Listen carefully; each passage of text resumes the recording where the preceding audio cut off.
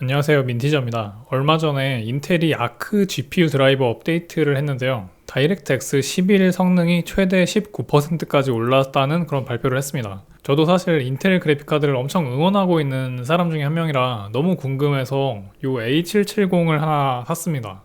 이걸로 이제 이번에 나온 드라이버가 얼마나 성능을 개선시켜 줬는지 확인을 해볼게요. 자, 그런데 발표 내용을 좀 살펴보니까 A770이 등장을 안 하더라고요. A750만 나오고 있잖아요.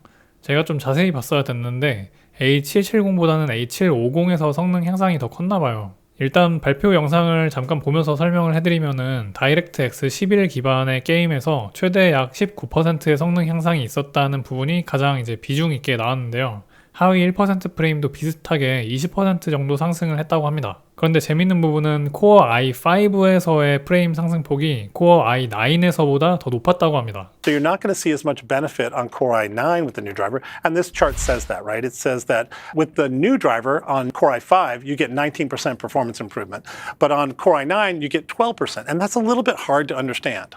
It's still a good uplift, but is. it's curious, why is it less on the higher end CPU than on the You're Core exactly i5? right? And it all goes back to the idea that the higher performance CPU was able to absorb some of the inefficiencies that were present in the dryer on private releases, right? 그 이유에 대해서는 이렇게 말을 했는데요. 이전 드라이버에서도 이제 i9은 CPU빨로 밀어붙여줘서 드라이버가 좀 구렸었던 부분을 커버를 쳐줬기 때문에 그럭저럭 괜찮았지만 i5에서는 그게 안 됐었는데 이번 신형 드라이버에서는 드라이버 성능이 획기적으로 개선이 됐기 때문에 CPU 성능이 약간 덜 높아도 성능이 잘 나온다라는 거죠. 그러니까 다시 말하면은 절대적인 성능이 i5에서 더 높게 나온다는 게 아니고요. 코어 i5 시스템에서 기존 드라이버보다 신형 드라이버가 그래픽카드 성능이 더 많이 올라간다는 뜻이에요. 그리고 이런 현상이 왜 일어났는지에 대해서 이제 GPU 비지라는 개념을 가지고 와서 설명을 해주는데요. 이게 쉽게 말하면은 그냥 CPU 병목을 말하는 개념이라고 생각을 하셔도 크게 틀리지 않을 것 같아요. 지금부터는 저도 이제 공부하면서 이해를 한 내용이니까 현업자 분들이 보시고 틀린 부분이 있으면은 댓글로 보충을 해주시면 좋을 것 같아요. Now the question is, what's happening here?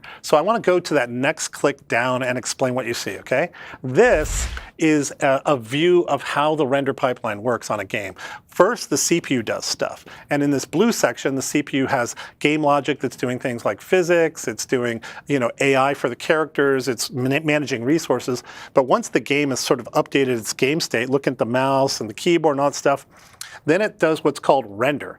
And on the CPU side, render means you're converting from game state to DX commands that are sort of like graphical states. So think of it as, instead of having a character, you're going to convert that to like draw these triangles, use these vertices, use these textures, and that's what render does. Got it. Okay, now DX, when you get to this thing that says present, that's when the game tells DirectX, I've sent you everything you need. Please go ahead and draw that picture. Right. And the game is just completely oblivious to what happens after it says present. It's just going to wait, and that's what's happening. The game is waiting for present to complete, which DirectX is telling the game, I can take your next frame. And that's why the white stuff starts there, right? Got it. Now, Okay. the cool part is when we're measuring frame time, it's from the present of the blue frame until the present of the white frame. That's sort of like, how long did it take me to render?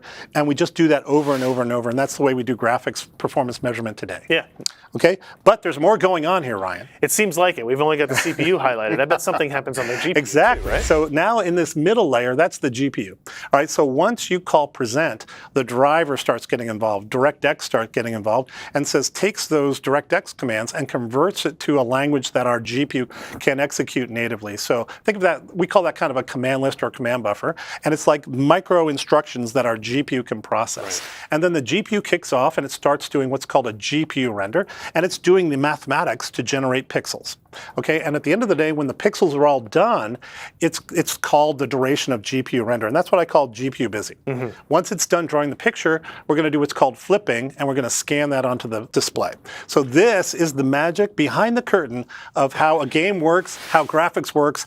이 영상에서 보면은 CPU랑 GPU가 함께 게임 화면을 만들어내는 그런 과정에서 CPU의 렌더 파이프라인이 이렇게 정의가 되는데요. 게임이라는 단계에서는 CPU가 게임 내 물리 효과나 캐릭터 AI 이런 것들을 처리를 하는 일을 하는데, 우리가 캐릭터를 조작을 하거나 뭐 이렇게 해가지고 게임 화면이 바뀌게 되면은 이제 렌더 단계를 진행하게 됩니다. 여기서 CPU는 다이렉트X를 통해서 GPU한테 명령을 주는데요. 유저가 게임 내에서 조작한 내용을 바탕으로 해가지고 뭐 이러저러한 계산에 필요한 데이터를 전송을 했으니까 프레임을 만들어라 이렇게 명령을 내려요. 그 다음에는 프레임을 그릴 때까지 이제 CPU는 대기를 하는 거죠. 그리고 프레임이 다 만들어지면은 이제 다시 다음 프레임을 하기 위해서 동일한 시퀀스를 반복하게 됩니다. 그리고 여기서 프레임 타임이라는 개념은 이제 한 장의 화면이 만들어지기 위해서 필요한 시간을 의미를 하는데요. 그러니까 이 시간이 짧으면 짧을수록 좋은 거죠. 그런데 지금까지는 CPU에서 일어나는 일만 얘기를 한 거고, GPU는 CPU가 기다리는 시점 이후부터 실제로 프레임을 그려내는 렌더 작업을 시작을 해요. 그래서 지금 이 화면처럼 현재 프레임이 만들어지는 웨이트 단계부터 CPU에서 다음 프레임에 필요한 정보를 계산하고 명령 전송하는 시점까지 딱 맞춰가지고 GPU가 화면 렌더링을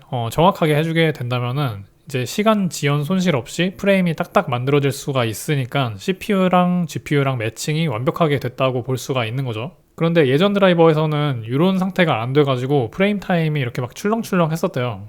그런데 그거를 드라이버 재설계를 통해서 이렇게 바꿨다고 합니다. 그래서 이제는 대부분의 프레임이 비슷하게 짧은 시간으로 만들어질 수가 있게 됐다는 거죠.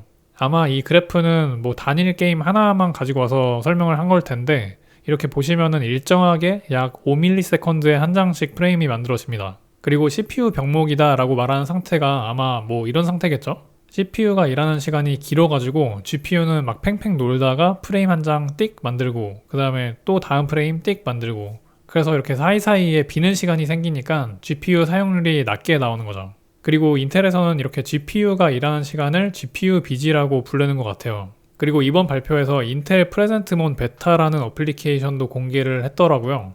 이게 보니까 제가 성능 비교할 때 많이 쓰는 MSI의 애프터버너 프로그램을 조금 더 그래픽 좋게 만든 것 같더라고요. 보시면은 되게 깔끔하고 보기 좋은 형태로 정보들이 막 나오는 것 같아요. 그리고 이 프로그램에서 아까 말한 GPU 비지 그래프도 실시간으로 볼 수가 있어요. 그래서 인텔 드라이버 업데이트 발표 내용은 이 정도로 정리를 하면 될 것 같은데, 그래서 실제로 다이렉트X 11 게임에서 성능이 얼마나 올라가는지 제가 확인을 해보려고 배틀그라운드로 테스트를 해봤습니다. 일단 테스트 사양은 이렇게 구성을 했는데요. 제가 사실 검은 사막도 테스트를 하려고 엄청 노력을 했는데 검은 사막에서는 테스트를 제대로 할 수가 없었어요. 테스트할 때 캡처보드라고 하는 별도의 부품을 통해서 화면을 저장을 하거든요. 그런데 이 과정 중에서 오류가 진짜 엄청나게 나와가지고 할 수가 없었어요. 그래도 아무튼 배틀그라운드에서는 확실하게 성능이 올라간 모습을 보여줬는데요. 왼쪽이 아크 출시 초기 드라이버고, 그리고 오른쪽이 신형 드라이버거든요. 지금 대략 12분 정도 플레이했을 때 상황인데 평균 프레임 기준으로 하면은 신형 드라이버에서 약 13% 정도의 성능 향상이 있었고, 그리고 하위 1% 프레임에서는 무려 42%가량 프레임이 높아졌습니다. 인텔 발표 영상에서도 여러가지 게임들 간의 성능 향상폭이 제각각 달랐었지만, 이 영상에서는 없었던 배틀그라운드에서도 확실하게 성능이 좋아지긴 했더라고요.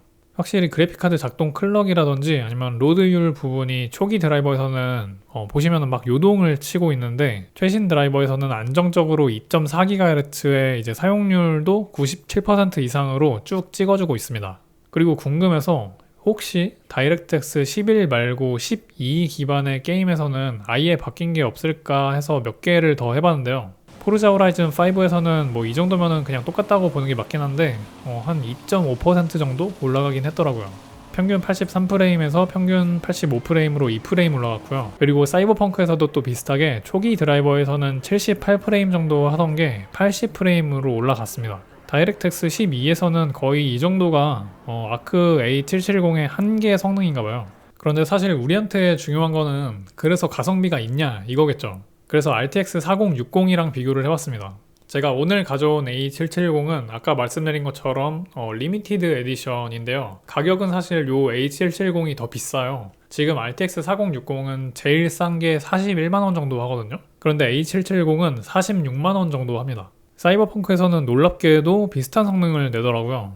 물론 가성비나 뭐 전성비로 보면은 A770이 떨어지지만 게임 개발사에서도 이제 아크를 염두에 두고 게임을 만들수록 아크 그래픽카드의 절대적인 성능이 그렇게 떨어지지는 않을 수 있겠다라는 생각이 들어요. 포르자 호라이즌은 평균 프레임으로 20프레임 정도 차이가 나고, 배틀그라운드도 평균 20프레임 차이가 납니다. 전력 소모량도 물론 차이가 많이 나는데 이거는 뭐 RTX 40 시리즈가 더 미세한 제조 공정을 사용하고 있으니까 이상한 건 아니에요.